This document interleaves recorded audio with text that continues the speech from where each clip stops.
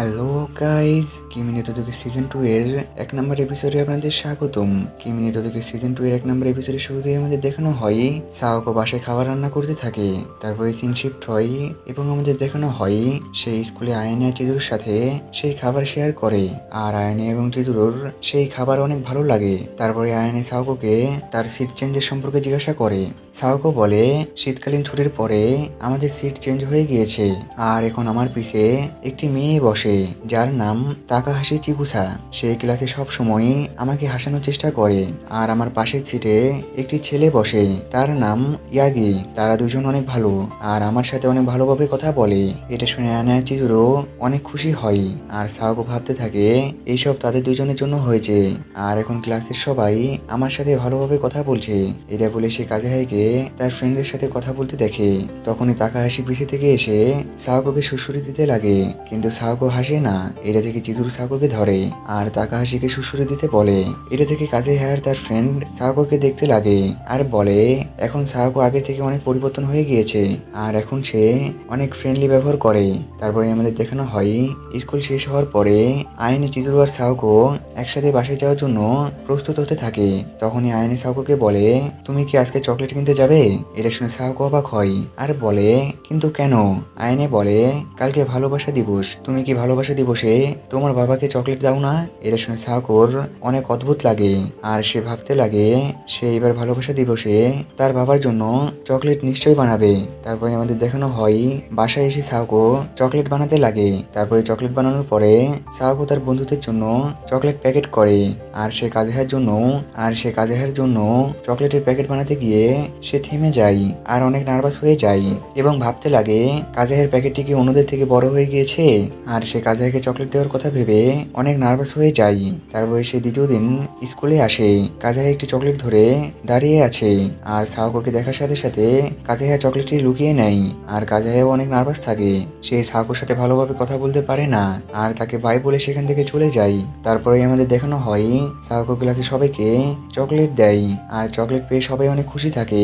সবাইকে চকলেট দেওয়ার কারণে তার কাছে শুধু কাজেহার চকলেট বাকি থাকে, কিন্তু সাওকো কাজেহাকে চকলেট দেওয়ার সাহস জোগাতে পারে না, আর সে সেটা সম্পর্কে ভেবে অনেক নার্ভাস ফিল করে এবং সেখান থেকে দৌড়ে পালায়। তারপরে আমাদের দেখানো হয় বাথরুমের ভেতরে সাওকো ভাবতে থাকে, এখন আমার কি করা উচিত? আমার কি কাজেহাকে চকলেট দেওয়া উচিত? কিন্তু আমি তাকে দিব নাকি দিব না, কোনোটাই ভেবে পাচ্ছি না। তারপরে আমাদের দেখানো হয় রিউ ক্লাসে বসে থেকে চকলেট খেতে থাকে। তখনই সেখানে কাজেহা আসে। কাজেহা রিউকে চকলেট খেতে দেখে, আর রিউ কাজেহাকে একটি চকলেট দেয়। কাজেহার চকলেটটি অনেক ভালো লাগে আর সে বলে, এটা স্বাদ অনেক আলাদা, এটা কি চিজুরু তোমাকে বানিয়ে দিয়েছে? রিউ বলে, চিজুরু তো আমাকে এই ছোট চকলেটটি কিনে দিয়েছে, আর এসব তো আমাকে সাওকো দিয়েছে।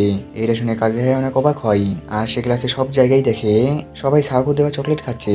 তখনই সেখানে একটি ছেলে আসে আর বলে, বাইরে একটি মেয়ে তোমার সাথে কিছু কথা বলতে চাই। কাজেহা তার সাথে কথা বলতে চাই, আর অন্যদিকে সাওকো সেটা সম্পর্কে ভেবে কোনো কিছু ডিসাইড করতে পারে না এবং নিজের ক্লাসের দিকে যেতে থাকে।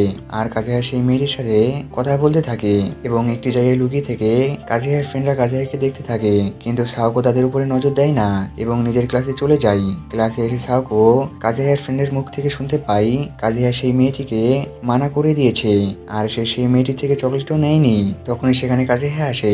কাজেহা সাওকোকে দেখে নিচের বেঞ্চের দিকে যেতে থাকে, আর সাওকো সারাদিন সেটা সম্পর্কে ভাবতে থাকে। তারপরে সে ডিসাইড করে সে কাজেহার কাছে যখন কেউ থাকবে না তখন তাকে চকলেট দিবে।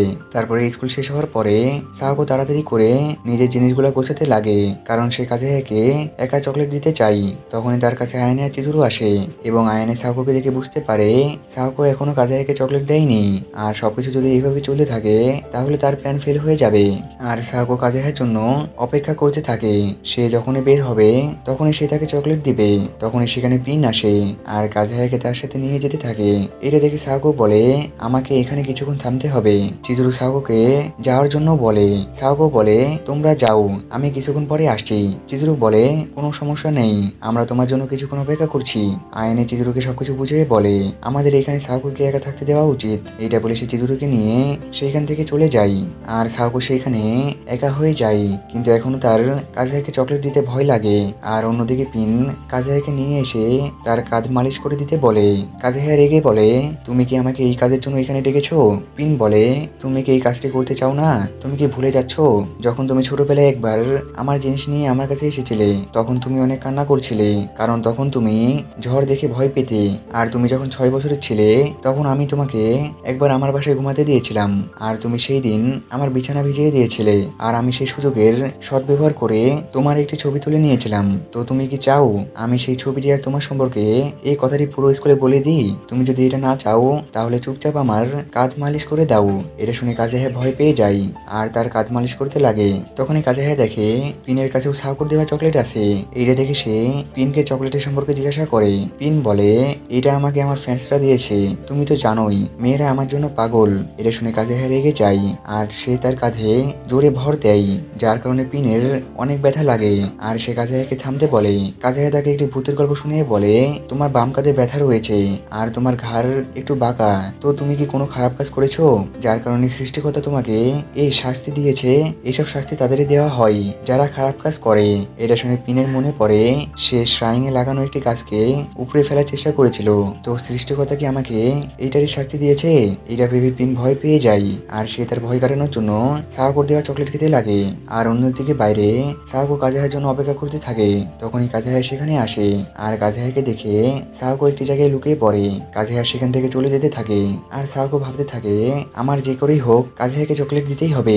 এটা বলে সে কাজেহাকে চকলেট দেওয়ার জন্য এগিয়ে যায়। তখনই সে দেখে কুরুমি কাজেহাকে চকলেট দিচ্ছে। কুরুমি কাজেহাকে চকলেট দেয় এবং কাজেহা সেটা নিয়ে নেয় এবং কুরুমিকে ধন্যবাদ জানিয়ে সেখান থেকে চলে যায়। এটা দেখে সাহাকোর অনেক খারাপ লাগে। তখনই কুরুমি সাহাকোর কাছে চলে আসে আর বলে, তুমি কি আমাদের উপরে নজর রাখছো? সাহাকো তার থেকে ক্ষমা চাই আর বলে, তুমি যেমনটা ভাবছো তেমনটা না। আর কুরুমি সাহাকোর হাতে চকলেট দেখে নেয় আর বলে, কাজেহা আমার চকলেট মন থেকে নেয়নি। সাহাকো বলে, তো সে তোমার চকলেট কেন নিয়েছে? কুরুমি বলে, কারণ আমি স্পেশাল আর আমি কখনো হার মানি না। কাজেহা আমাকে রিজেক্ট করে দিয়েছে, কিন্তু আমি এখনো হার মানিনি। কাজেহা যতক্ষণ না আমাকে হ্যাঁ বলবে ততক্ষণ আমি চেষ্টা করে যাব। কুরুমি বলে, তো তুমি কি এই চকলেটটি কাজেহাকে দিতে চাও?